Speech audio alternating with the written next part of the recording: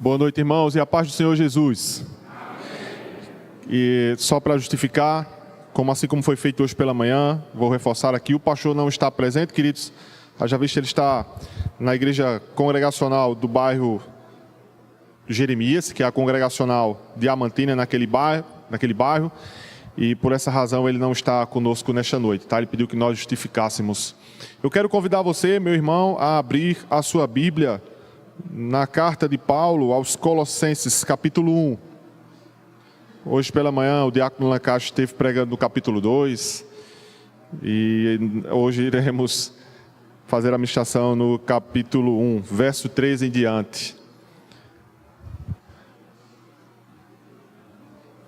Epístola do apóstolo Paulo aos Colossenses, capítulo 1, nós vamos ler dos versos 13 até o verso de número 23. Colossenses, capítulo 1, versos 13 a 23.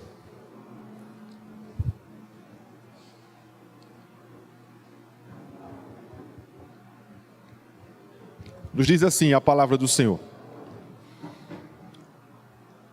o qual nos tirou da potestade das trevas e nos transportou para o reino do Filho do seu amor, em quem temos a redenção pelo seu sangue, a saber, a remissão dos pecados, o qual é a imagem do Deus invisível, o primogênito de toda a criação. Porque nele foram criadas todas as coisas, nos céus e na terra, visíveis e invisíveis, sejam tronos, sejam dominações, sejam principados, sejam potestades, tudo foi criado por ele e para ele. E ele é antes de todas as coisas, e todas as coisas subsistem por ele. Ele é a cabeça do corpo, da igreja, é o princípio, o primogênito dentre os mortos, para quem tudo tenha a preeminência. Porque foi do agrado do Pai que toda a plenitude nele habitasse, e que, havendo por ele feito a paz pelo sangue da sua cruz, por meio dele reconciliasse consigo mesmo todas as coisas, tanto as que estão na terra como as que estão nos céus. A vós também, que noutro tempo éreis estranhos e inimigos no entendimento pelas vossas obras más, agora, contudo, vos reconciliou no corpo da sua carne, pela morte, para perante ele vos apresentar santos, irrepreensíveis e culpáveis. Se, na verdade, permanecerdes fundados e firmes na fé, e não vos moverdes da esperança do Evangelho que tendes ouvido, o qual foi pregado a toda criatura que há debaixo do céu, do qual eu, Paulo, estou feito ministro. Ó Deus, tem misericórdia de nós e fala aos nossos corações através da Tua poderosa palavra, Senhor. É assim que nós choramos, em nome de Jesus. Amém. A excelência da pessoa e da obra de Jesus. Por incrível que pareça, meus irmãos, se você não sabe, você tomará conhecimento nesta hora, os contextos do Evangelho de João, bem como da Epístola de Paulo aos Colossenses, têm algumas semelhanças entre si. Afinal, tanto o Evangelho de João, como a Epístola de Paulo aos Colossenses, tratam a respeito da pessoa do Senhor Jesus.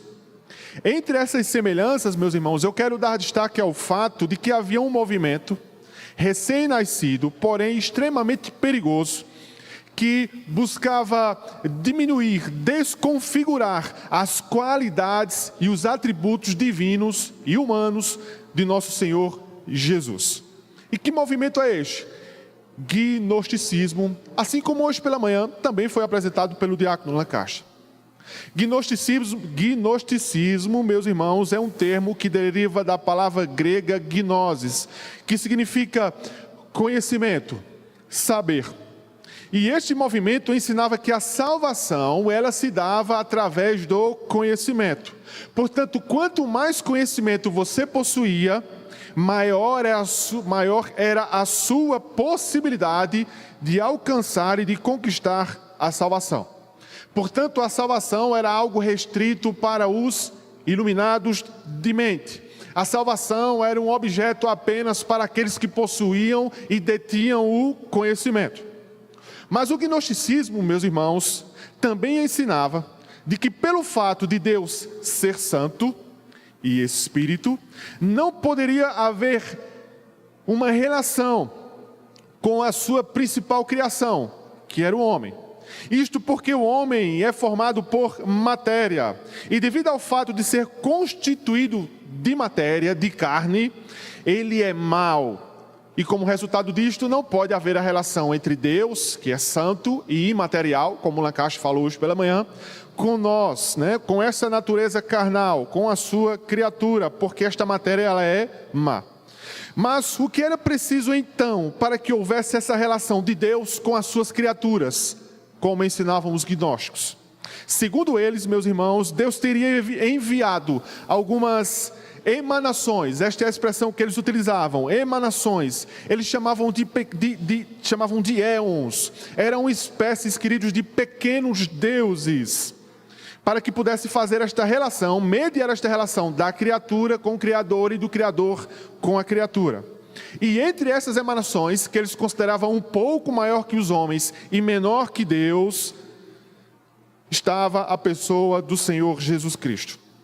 Portanto, segundo os gnósticos, Jesus era tão somente uma espécie de pequeno Deus, uma espécie de meio homem que veio à terra para mediar esta relação. Veja que absurdo, meus irmãos, toda a divindade de Jesus ela foi desprezada. Mas os gnósticos ainda ensinavam que estas emanações não vinham em forma de carne, não vinham em forma corpórea, pois eles entendiam, como eu falei agora há pouco, que a matéria ela era má, corrupta, imprestável, depravada.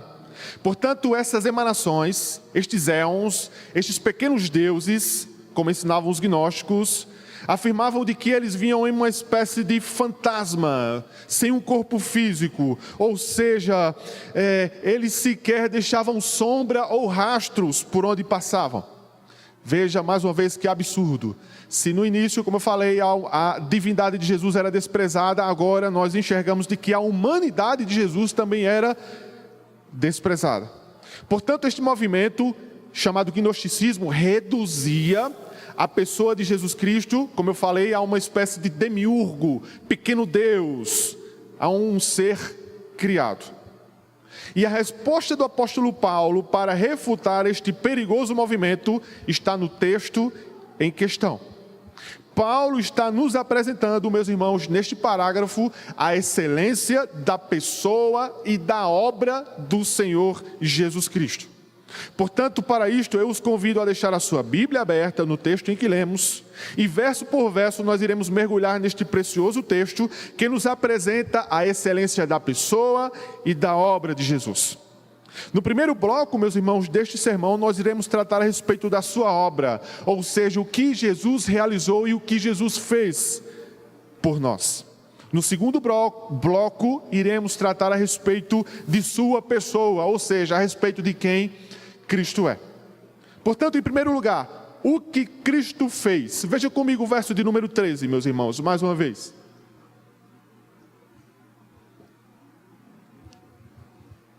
O verso 13 diz: o qual nos tirou da potestade das trevas.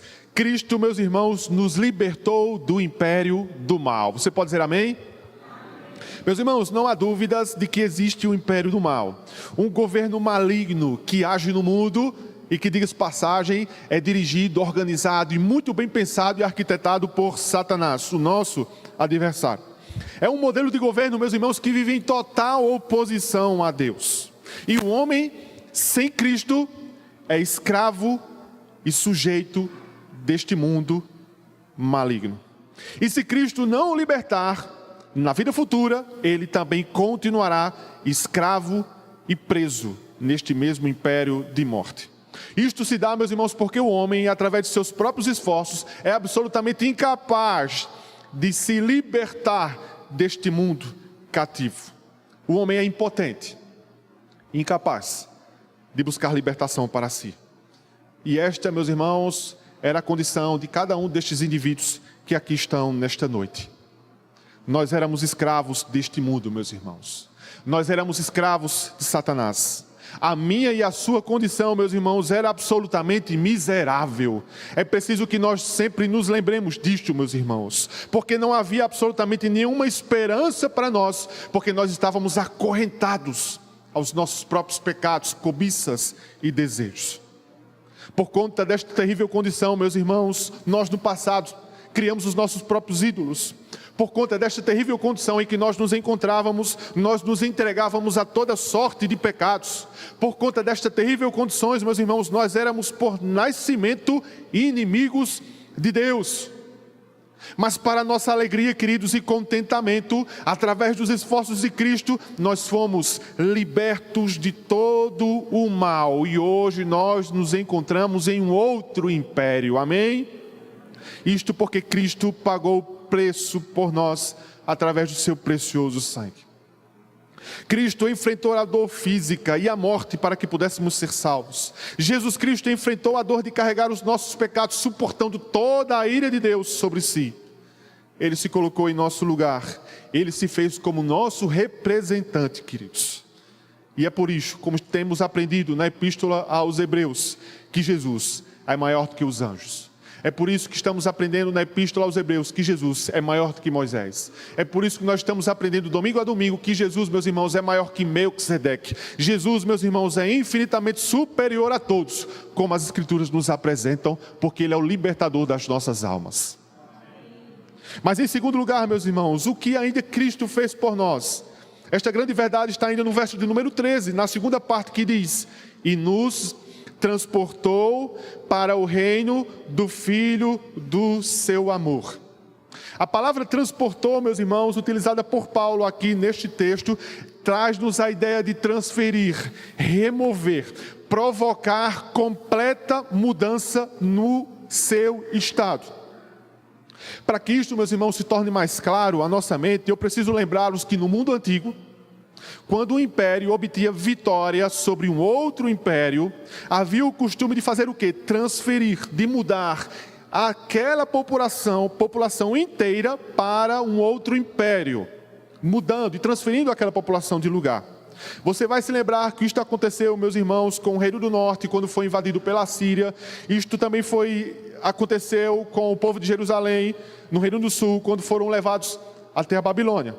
E esta transferência de população era uma característica do mundo antigo, pois a intenção era desfigurar, a intenção era descaracterizar, fazer com que aquele povo pudesse perder toda a identidade da qual eles pertenciam.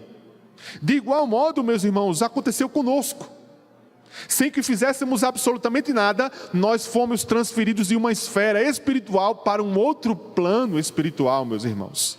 Nós fomos transladados, removidos, arrancados das trevas à luz. Nós fomos transferidos da escravidão para a liberdade, da condenação para o perdão, do poder de Satanás, meus irmãos, para hoje estarmos debaixo do poder de Deus, queridos. Através de Jesus Cristo, o homem é libertado do poder de Satanás. E desde então, ele passa a ser uma espécie de cidadão dos céus.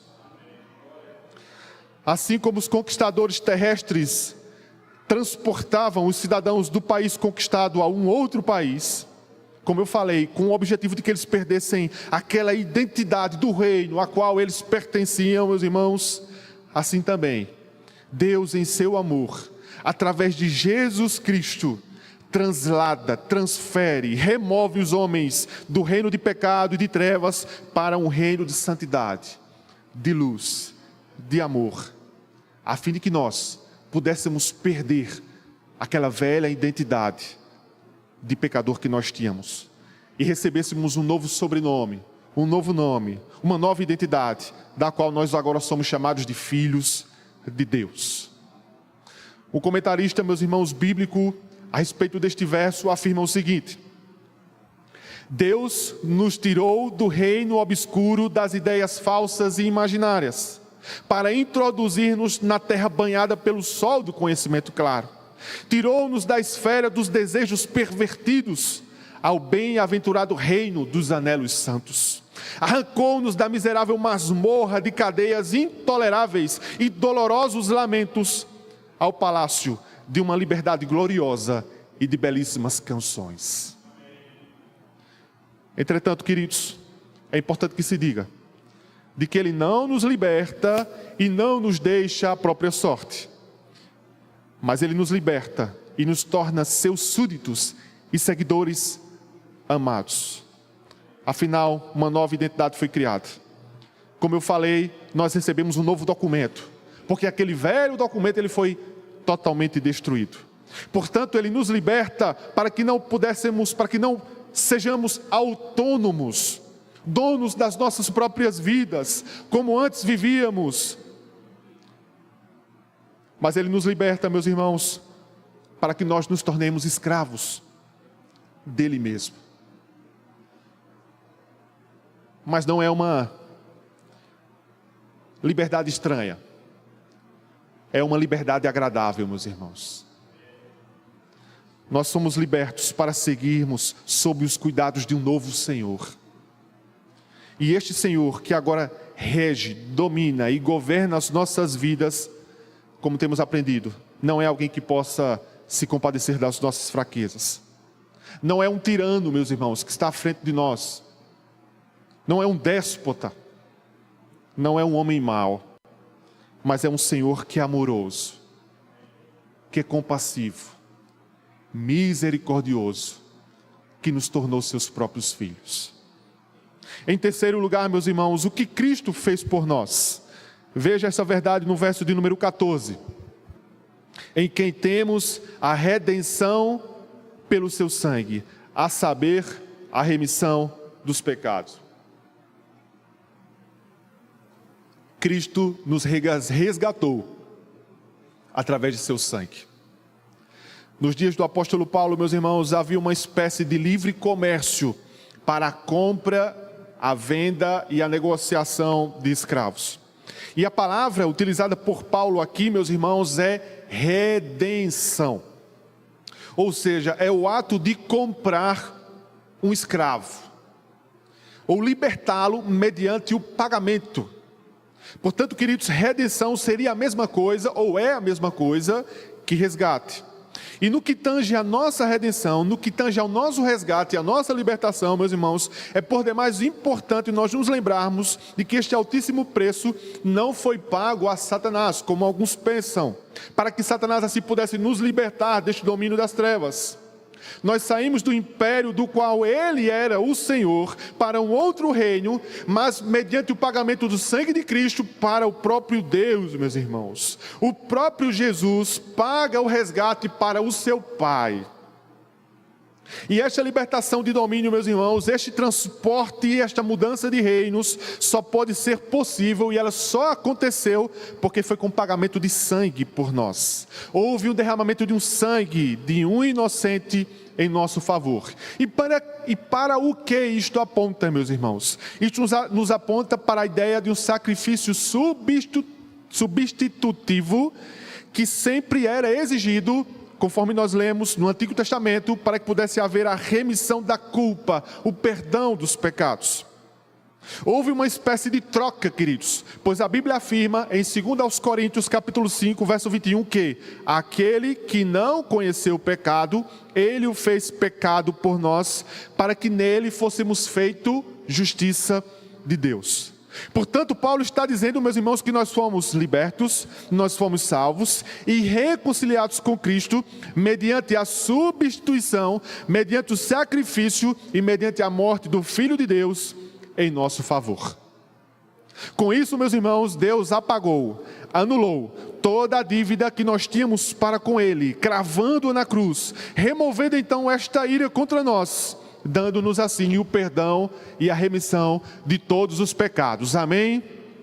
Abra comigo sua Bíblia, por favor, em 1 Pedro capítulo 1. Deixe sua Bíblia marcada em Colossenses. Mas viaje comigo algumas páginas. 1 Pedro capítulo 1, versos 18 e 19. 1 Pedro 1, 18 e 19 diz: sabendo que não foi com coisas corruptíveis, como prata ou ouro, que fostes resgatados da vossa vã maneira de viver, que por tradição recebeste dos vossos pais, mas com o precioso sangue de Cristo, como de um cordeiro imaculado e incontaminado, meus irmãos. Amém? Percebeu a enorme diferença que há entre o resgate realizado por Cristo e o resgate que estamos acostumados a ver em jornais, filmes ou noticiários? Os irmãos conseguem perceber que há uma espécie de distinção? Se não perceber, eu vou apresentá-los nesta hora.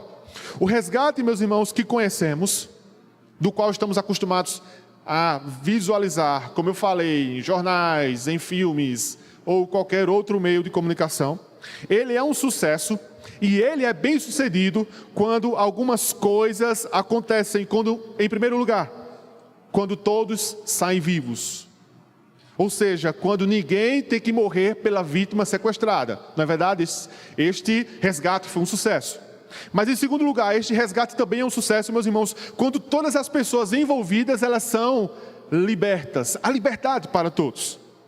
Em terceiro lugar, meus irmãos, um resgate ele é bem sucedido quando essa libertação não pode ser através de via de algum pagamento ou algum benefício para o criminoso. Afinal, se o ladrão saiu, se o ladrão fugiu, se o sequestrador ali obteve êxito, aquele com certeza não foi um resgate bem realizado. Mas em último lugar, meus irmãos, o resgate ele acontece de forma legítima e ele é bem sucedido quando todos os culpados são levados a pagar pelos seus próprios erros. Não é verdade? Não é assim que estamos acostumados. No entanto, meus irmãos, segundo a palavra de Deus, o resgate que Jesus realizou por nós é o oposto de tudo isso. O resgate que Cristo realizou por mim, por você, vai na contramão daquilo que estamos acostumados e conhecemos. E por qual razão ele é tão diferente? Em primeiro lugar, meus irmãos, o resgate realizado por Cristo, ele é diferente, ele é belo, ele é maravilhoso. Porque foi preciso haver morte. E alguém morreu em nosso lugar, meus irmãos. Em segundo lugar, queridos, este resgate realizado por Cristo em nosso favor, ele é tão belo, porque quem é libertado não é inocente, mas é o real culpado de toda esta situação. Em terceiro lugar, este resgate é belo, meus irmãos, porque ele é extremamente necessário ter um alto e precioso pagamento, a fim de que se haja liberdade dos sequestrados. Em último lugar, queridos, os reais culpados não pagam pelos seus erros. Percebe a diferença do resgate realizado por Cristo em nosso favor? Este resgate, meus irmãos, custou um preço altíssimo. Ainda falando sobre resgate, meus irmãos, é importante que se diga de que estes escravos eram comprados e que passavam a ter um outro dono. Eles não tinham autonomia, como eu falei, tampouco liberdade ou independência para viverem como bem queriam. Eles não podiam viver ao seu próprio modo, eles não podiam definir seu próprio estilo de vida, mas todos eles eram comprados por um novo dono, que a partir de então iria possuí-los, e este novo dono seria o responsável por definir o modelo de vida que eles deveriam viver. E onde eu quero chegar? Eu quero chegar e afirmar para vocês, nesta noite, de que você não foi liberto para ser autônomo e dono da sua própria vida. Você foi liberto para ser servo de alguém, e Jesus é o seu dono, e você deve ver conforme Ele determina. Depois de tratarmos, meus irmãos, de maneira rápida sobre o que Cristo fez, eu quero partir agora para as realizações de Cristo. Eu quero partir agora para quem de fato Cristo é, ou seja, a sua pessoa. Em primeiro lugar, meus irmãos, nós vamos aprender no verso 15, por favor, veja comigo, de que Cristo é a imagem visível do Deus invisível. O texto diz, o qual é a imagem do Deus invisível. E a palavra utilizada aqui por Paulo, meus irmãos, neste texto, pode ser traduzida por tem a mesma forma de algo, ou aquilo que representa algo em sua forma e suas características. É de onde nós tiramos, meus irmãos, a palavra ícone. Portanto, quando você clica no ícone em seu computador, na tela do seu celular, no seu smartphone, ou seja o que for, você está clicando em algo que representa alguma coisa. E isto, meus irmãos, fica muito bem evidenciado no diálogo em que Jesus tem com Filipe. Filipe, meus irmãos, afirma de peito cheio: Senhor, mostra-nos o Pai. E Jesus responde: Filipe, eu estou há tanto tempo convosco e você ainda não me conhece? Jesus continua afirmando: quem vê a mim, vê o Pai. Jesus está declarando, meus irmãos, reforçando o texto que estamos lendo, dizendo o seguinte: eu sou a imagem do Pai. Cristo está mostrando a Filipe, meus irmãos, a mesma ideia que o apóstolo Paulo está mostrando à igreja de Colossos, de que ele é o perfeito retrato de Deus. Jesus é a mais perfeita imagem da divindade. Ele é o próprio Deus, meus irmãos. Para que mostrar à igreja de Colossos estas informações? Por que revelar estas verdades? Porque esta igreja, como afirmamos no início, estava sendo fortemente bombardeada pelo gnosticismo, que buscava negar a divindade e a humanidade do Senhor Jesus. Veja ainda comigo, Colossenses capítulo 2, verso 9. Pule alguma página ou duas, mas vá para o capítulo 2, verso 9, que diz: porque nele habita corporalmente toda a plenitude da divindade. Amém, irmãos? Portanto, não é em aparência, meus irmãos. Também não é a semelhança de um fantasma, como afirmavam os gnósticos, mas é em corpo físico, como as Escrituras revelam. A invisibilidade de Deus, meus irmãos, ou seja, o fato de Deus não poder ser conhecido a olho nu, leva muitos homens aos questionamentos e às dúvidas. E como resposta a estas dúvidas e esses questionamentos, os homens constituem os seus próprios deuses, os seus próprios ídolos, esculpindo estes deuses e desenhando-os às suas próprias mãos. João Calvino, em seu comentário a respeito desta epístola, ele afirma: devemos nos precaver de buscá-lo em outra parte, pois tudo que pusermos diante de nós, como sendo representação de Deus, a parte de Cristo não passará de um ídolo. Porém, meus irmãos, pior ainda do que aqueles homens que têm dúvidas e questionamentos a respeito de Deus, alguns chegam ainda ao absurdo da negação da sua existência. E esse é o clamor do coração humano enquanto houver vida, queridos. Mas Deus não deixou este homem sem respostas, porque Cristo é a imagem que corresponde inteiramente quem Deus é, meus irmãos. Cristo deixa tudo isto perfeitamente claro. João capítulo 1, versículo 14 diz: e o verbo se fez carne, e ele habitou entre nós. Hebreus capítulo 1, verso 3 diz: ele é o resplendor da glória, é a expressão exata do seu ser. O pastor Russell Shedd, comentando a respeito desse texto, ele diz: dessa forma, o próprio Deus, embora oculto aos olhos pecaminosos, se fez visível através de seu Filho que o revelou. Portanto, você quer conhecer a Deus? Você quer saber como Deus é? Olhe para Cristo, e isso basta. Olhe para Cristo, e isto basta. Verdadeiramente, meus irmãos, Cristo é a representação física de Deus. Amém? Mas em segundo lugar, quem Cristo é, meus irmãos? Veja o verso 15 ainda. O texto diz: ele é o primogênito de toda a criação. E aqui nesse texto, meus irmãos, nós encontramos muita confusão teológica no transcurso da história cristã. E o problema se dá em cima da seguinte questão: se Cristo é o primogênito, ele é o primeiro a ser criado. Portanto, se ele é criado, ele então não é eterno. E se ele não é eterno, ele então não passa de uma criatura, como afirmam os gnósticos. Mas atente bem, meus irmãos, para o que eu vou dizer nesta hora, e guarde isto de uma vez por todas, porque talvez amanhã, ou um pouco depois, você pode inclusive ser confrontado pelos testemunhos de Jeová. que pegam esse texto e afirmam de que Jesus é uma espécie de Deus menor, uma espécie de criatura. Na tradução do Novo Mundo, que é a Bíblia dos Testemunhas de Jeová, no verso de número 1 do capítulo 1 de João, diz: no princípio era o verbo era Deus. E eles colocam esta expressão com um D minúsculo. Portanto, guarda esta verdade que eu vou afirmar nesta hora. A palavra primogênito, meus irmãos, utilizada por Paulo aqui, deve ser traduzida por relativo a existir em superioridade a tudo aquilo que é da mesma classe.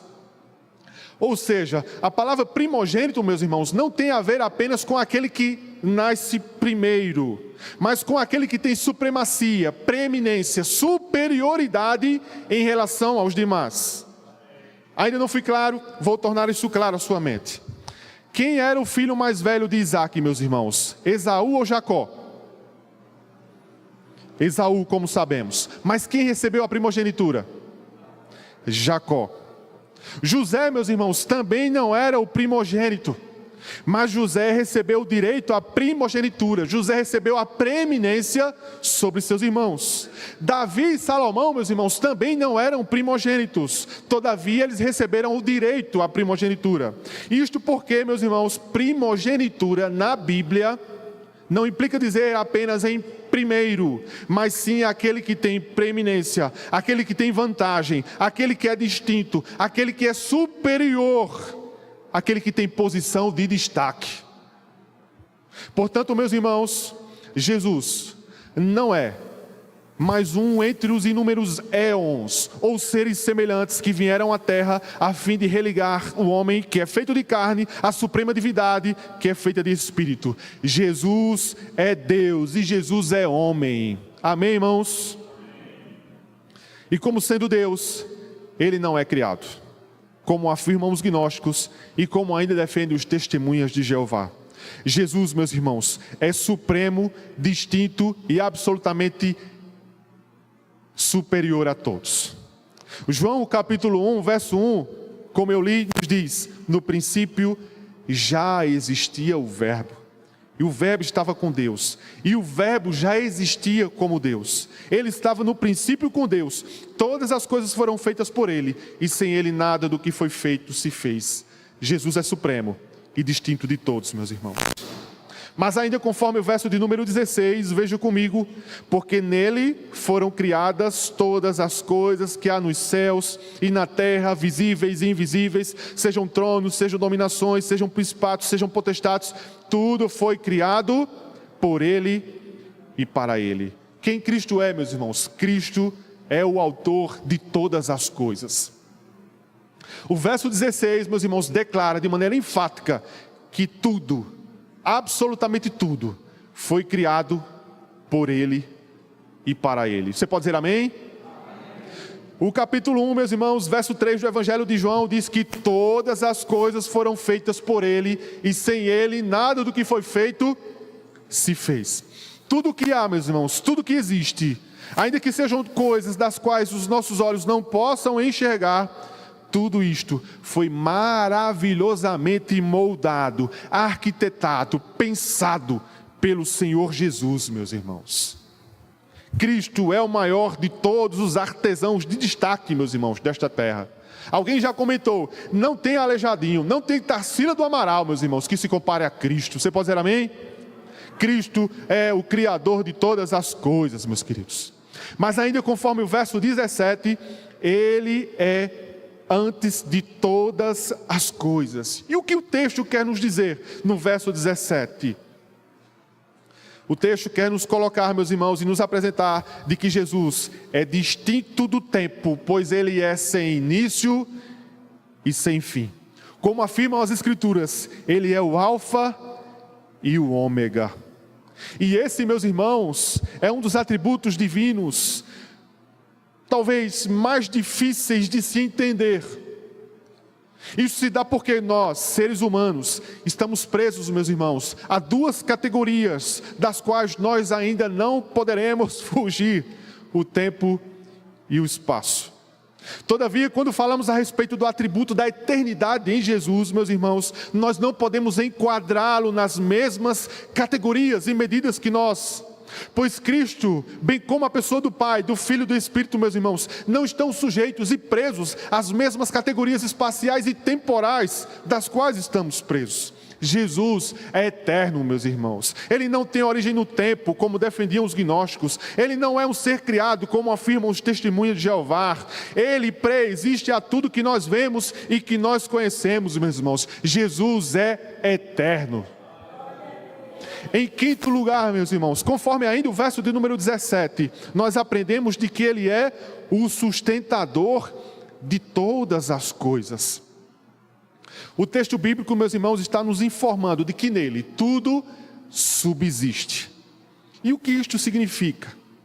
Isso significa que Jesus é o centro de coesão, de coerência e de harmonia de todas as coisas. As leis da física, meus irmãos, não estão aí por um acaso, a exemplo da gravidade, mas sim porque Jesus as sustenta em seu controle divino, meus irmãos. Isto quer dizer que nós não precisamos, absolutamente não, nos preocupar de que ao final desta noite, desta madrugada, alguém tenha que se levantar mais cedo que os demais, para que possa apertar uma espécie de interruptor e possa assim um novo dia nascer, bem como ao final deste novo dia nascido, alguém ir lá e desligar este interruptor para que possa haver noite. Isto quer dizer, meus irmãos, que no verão você não precisa fazer algo, você não precisa rogar a Deus, para que em seguida, depois do verão, possa surgir o outono, porque todas estas coisas, tudo isto, meus irmãos, é mantido em harmonia, porque Cristo as sustenta, queridos. Tudo isto está em perfeita ordem, porque está sob o controle divino do Senhor Jesus. Gênesis capítulo 8, verso 20 e 22, diz, 20 a 22, afirma: em seguida, Noé construiu um altar ao Senhor e ali ofereceu como holocaustos alguns animais e aves puros. O aroma do sacrifício agradou ao Senhor, que disse consigo: nunca mais amaldiçoarei a terra por causa do ser humano. Embora todos os seus pensamentos, seus propósitos se inclinem para o mal desde a infância, nunca mais destruirei todos os seres vivos. E o final diz: enquanto durar a terra, haverá plantio e colheita, frio e calor, verão e inverno, dia e noite. Jeremias capítulo 33, verso 25 diz: como não anularei minhas leis que governam o dia e a noite, o céu e a terra? Cristo, meus irmãos, é quem sustenta todas as coisas, queridos. Mas em sexto lugar, quem Cristo é ainda, conforme a revelação das Escrituras? No verso de número 18, meus irmãos, nós aprendemos de que Ele é a cabeça do corpo, ou seja, Ele é a cabeça da igreja.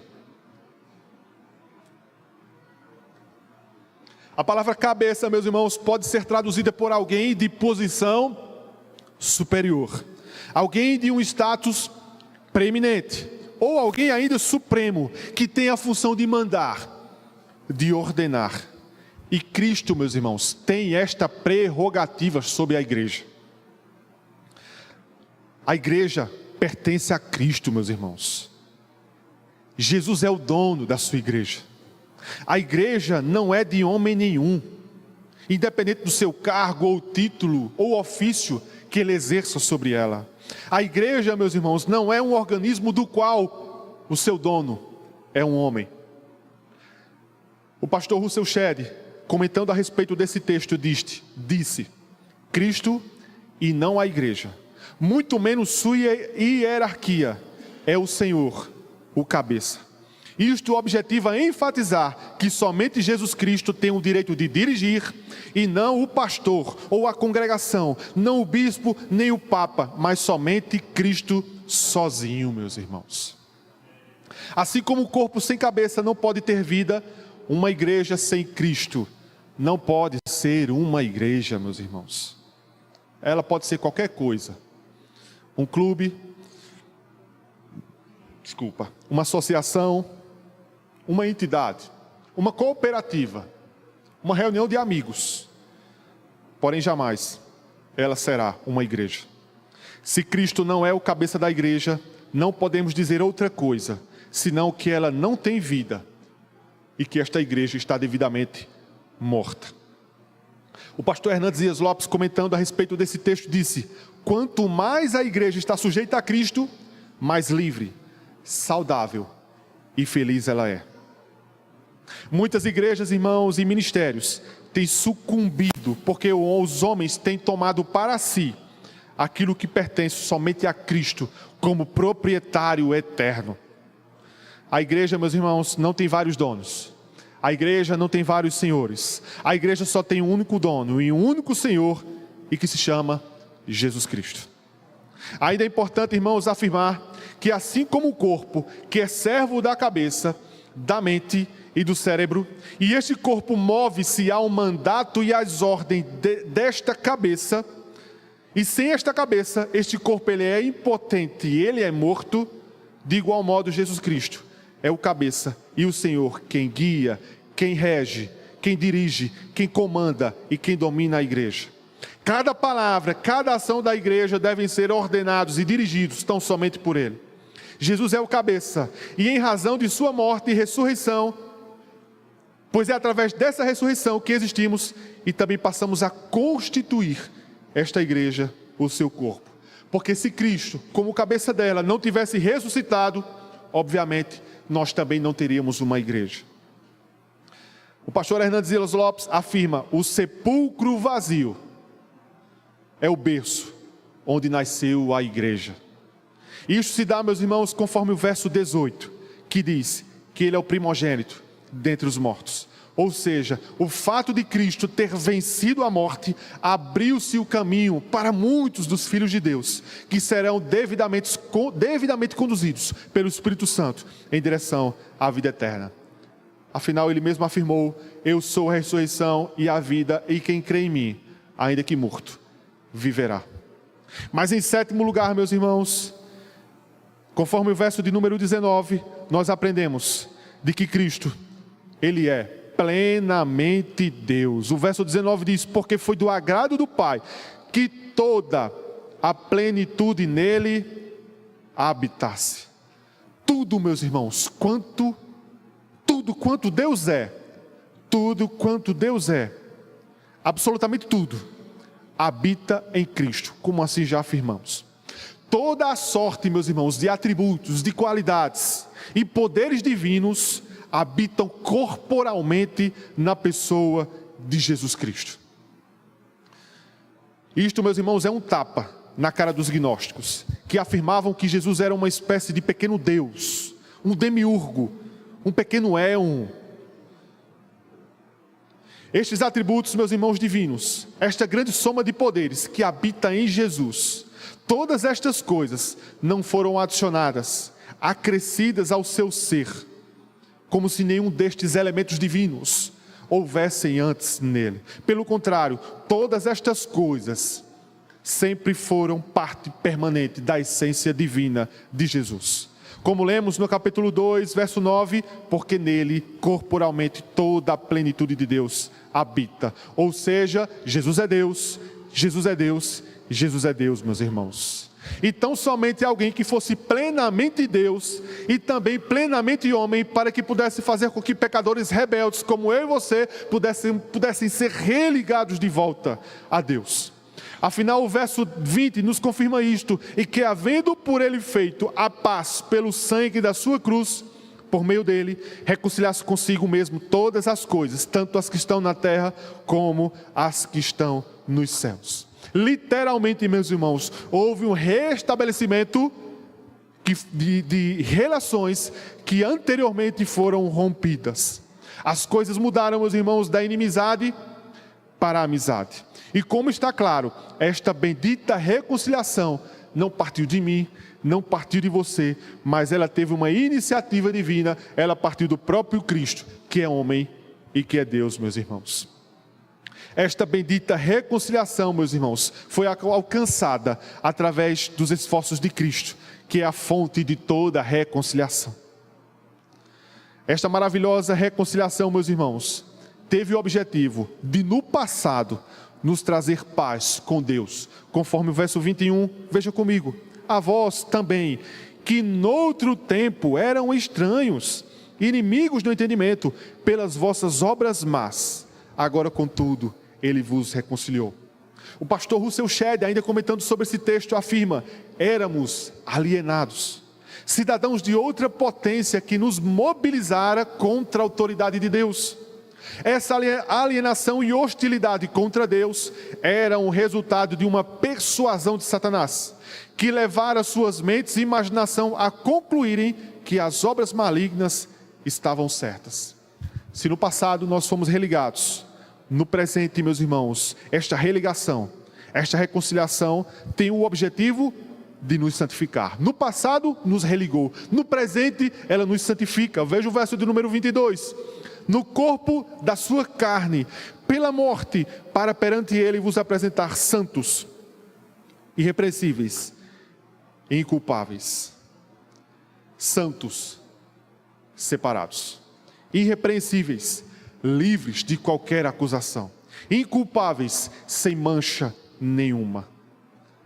No passado, religados, no presente, para a santificação, e no futuro, para que pudéssemos estar firmes até o fim, meus irmãos. O verso de número 23 diz: se na verdade permanecerdes fundados e firmes na fé, e não vos moverdes da esperança do evangelho que tendes ouvido, o qual foi pregado a toda criatura que há debaixo do céu, do qual eu, Paulo, estou ministro. Através de Jesus, meus irmãos, aquele que morreu por nossos pecados, e que é o resplendor da glória do Pai, a exata expressão do seu ser, através do Cristo, o ungido de Deus, que foi feito o herdeiro de tudo, meus irmãos, o primogênito, o superior, distinto e absolutamente superior a todas as coisas, meus irmãos. Os nossos pecados foram perdoados e hoje nós obtivemos vida, queridos, e vida em abundância. Jesus Cristo, meus irmãos, como aprendemos, diferente do que os gnósticos ensinavam, diferente do que as seitas e heresias ensinam hoje, Jesus Cristo é Senhor, Jesus Cristo é Deus, Jesus Cristo é homem. E por causa de todas estas coisas, Ele tem um nome sobre todos os nomes e sobre todos os seres vivos desta terra, queridos. O seu nome é Jesus Cristo. Eu quero encerrar, meus irmãos, lendo o texto de Filipenses capítulo 2. Volte algumas páginas, abra comigo a sua Bíblia, na Epístola de Paulo aos Filipenses, capítulo 2, a partir do verso de número 5, queridos. Veja que grande e belíssima declaração a respeito de quem Cristo é. As Escrituras afirmam, meus irmãos, e isso deve nos trazer contentamento e alegria, que, de sorte que haja em vós o mesmo sentimento que houve também em Cristo Jesus, que sendo em forma de Deus, não teve por usurpação ser igual a Deus, mas Ele esvaziou-se a si mesmo, tomando a forma de servo, fazendo-se semelhante aos homens, e achado na forma de homem, humilhou-se a si mesmo, sendo obediente até a morte, e morte de cruz. Por isso também Deus o exaltou soberanamente e lhe deu um nome que é sobre todo nome, para que ao nome de Jesus, este, meus irmãos, se dobre todo o joelho dos que estão nos céus, na terra e debaixo da terra, e toda a língua confesse que Jesus Cristo é o Senhor, para a glória de Deus Pai. Amém, meus irmãos? A excelência da pessoa e da obra de Jesus. Podemos ficar de pé para orarmos nesta hora?